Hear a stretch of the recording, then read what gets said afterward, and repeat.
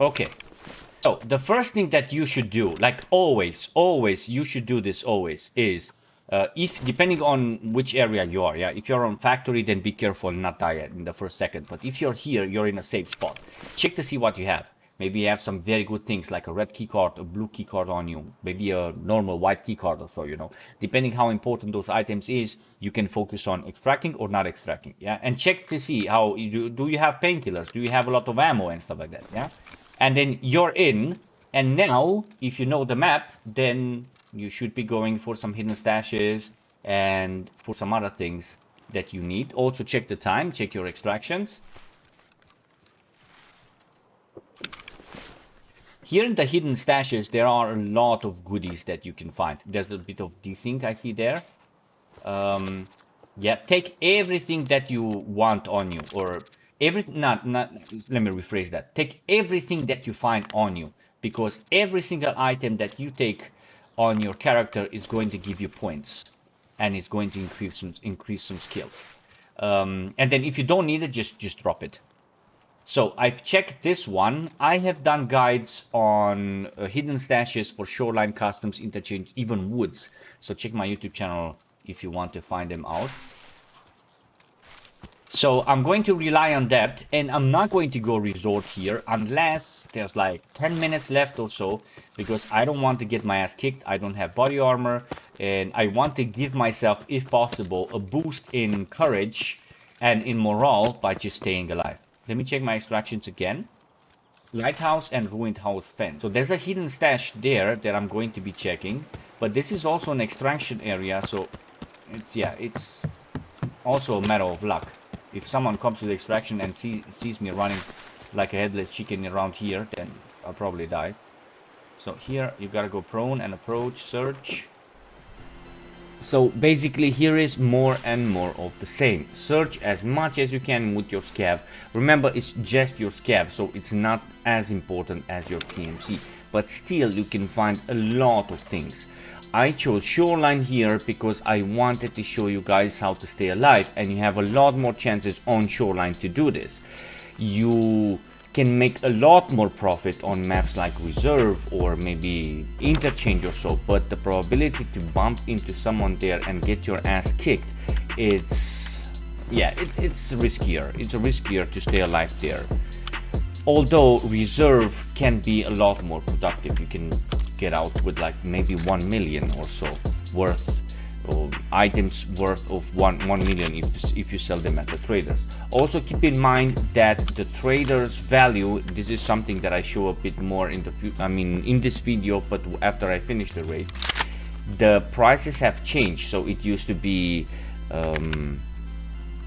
therapist, then skier, then ragman, then peacekeeper proper, and so on. Now the order, now how you sell the products is, or the items that you find, the order has changed.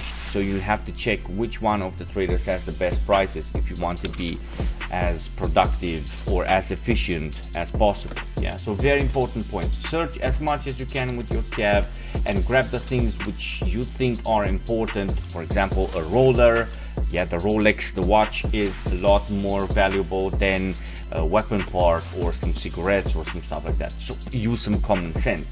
And then if you want to stay alive, I would avoid the points of interest like on shoreline, the resort, on reserve, some of the buildings and so on. Try to loot whatever you think, whatever area you think it's not that crowded. And also guide yourself, very important this as well, also guide yourself by what you hear. So if you hear a lot of shots in an area, then if you want to stay alive because you have a crappy weapon and you have no bandages, no painkillers and so on, then try to stay away from that area. Okay, so I finished my successful raid with the scav. I got myself some goodies here, nothing very important, but still not bad, So I'm gonna drop all the things here. The body armor is needed for one of the missions for skiers, so I'll probably be keeping it. Then I got myself a weapon. I got actually 2 weapons. The cotton beanie, which I will sell. I'm not gonna keep it. It's a requirement for the kappa, but I'm not gonna keep it. Okay, so these are the things that I have on me. The mask, I can keep it because 3 masks one body armor. The Plex, I'm gonna keep it from, we'll see. The ammo, I'll definitely keep it. The splint, yes. The meds, yes, always. This is a tradable, but I'm not gonna keep it now. Then I'm going to store all the meds. And then let's have a look at the rest of the things. This chlorine, I'm gonna sell it. The cord is needed for the hideout.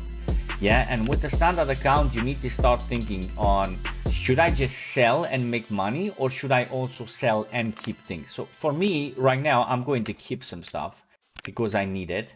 But I will also sell. Like the fuel conditioner, for example, I don't need it now. So I'm gonna sell it. The gunpowder is needed, yes. Then this is an adapter, I don't need it now. The magnet, it's a tradable, but I'm gonna sell it. The cigarettes, I think I'm gonna keep them. The duct tape is needed, I'm gonna show you guys in a moment. The blunt as well. And then I'm gonna sell the VT rig, I'm gonna keep the frags. Yeah, the Plex, I think I'm gonna sell it. The hot rod, I'm gonna keep it for now. The cigars, I'm gonna keep them. So all these things, I'm gonna sell them. I'm gonna sell this backpack as well. And let's see, we're gonna make some money. When it comes to selling, what I would do is I would go for the highest bidder, and the highest bidder is always, I mean, so far it's always her. So I'm gonna sell this stuff. I don't have access to the flea market to increase my profit, you know. When it comes to deciding what to keep or what to sell, there are some means which can help you here. So this, for example, is a web page or a document where you can find almost all the items that you need for the hideout. This site is not entirely up to date, but it will definitely help you, especially if you're a beginner in Tarkov. So what you have to do here is you have to go to File and then make a copy, and that way you will create an editable copy for yourself. Yeah, you will be able to enter certain numbers there, and then the numbers at the left side will be automatically adjusted so that you know how many CPU fans, for example, you need. Yeah, and then also check Google, or I'm gonna put the link in the description as well, for a web page which with all the items that you need to hand over to the traders for missions, which are, some of the items are very rare, some of the items are commonly found. So keep those rare ones according to the list and sell the rest of them, because you have, or you may have, a standard account. And I'm gonna do a spoiler, a big spoiler here. The main problem is space. You're going to have a lot of space issues, and you're going to make a lot of Tetrix. Okay, so after this raid, without selling the body armor, without selling some of the ammo, and yeah, some things that I kept here, I got myself 158,000. Yeah, now it's not insane, but it's not bad. It's definitely not bad. It's good profit.